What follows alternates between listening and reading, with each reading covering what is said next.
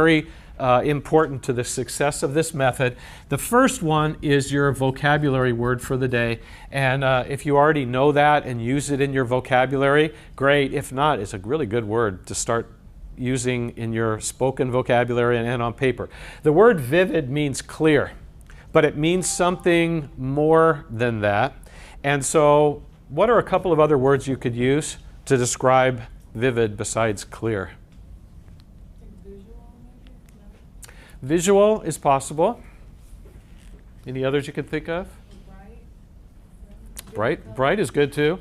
The word vivid in this case means alive, in focus, bright, sharp, like that. And then here's my favorite thing, because everyone will understand this. Last semester, first time ever, it shows how life is changing. So I asked, what does vivid mean? Somebody said bright, alive, in focus. And then one person raised their hand and they said this.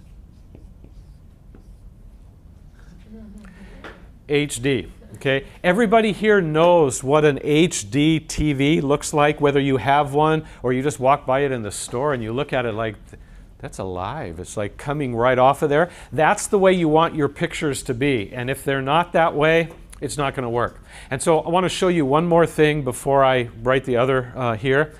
You don't have to answer me on this, but just a couple minutes ago I asked you to close your eyes and get a picture of a lion. So the question is, when you closed your eyes, did you see a lion? And some people, here's what they say. I asked them that question, they say, yes, I certainly did. I said, oh good, describe it for me.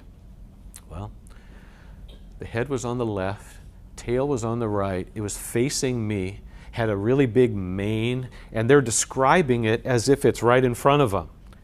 That's good. That's what this is. But, and again, you don't have to admit to this, but I know every time I do this with a group, at least a few people, here's their answer. I say, did you see a lion when you closed your eyes? And they say, no. And I say, no? No. Well, did you close your eyes? Yes. Did I ask you to see a lion? Yes.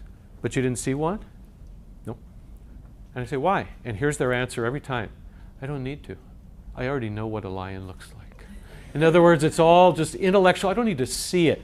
Well, that will kill this method faster than anything else. You need to see it alive as if it's right in front of your face. And if you do, this will work great for you. If not, it won't work. Okay? And then the other meaning of clear is this, not confusing. So if you learn to create a very stupid, weird picture of something in your mind, you want to be able to see that later and know what it's a picture of and not sit there thinking, what is that? So the last little one, and then I'm going to give you some applications of this, is the little phrase, easy to see. So when you do this method, you need to learn how to create pictures where it's not so crammed and crowded, but just a few here and there, and it's easy for you to see in your mind, and then you remember it. Okay? So these are the qualities, and so what we're going to do for the rest of the workshop is to figure out when would you ever use this. And I'm going to actually show you one or two more applications of this next week if you're here for that workshop. But I'm going to give you one specific one now that is my favorite one. And this is, again, like a good use of mental pictures. And it is in remembering names, people's names.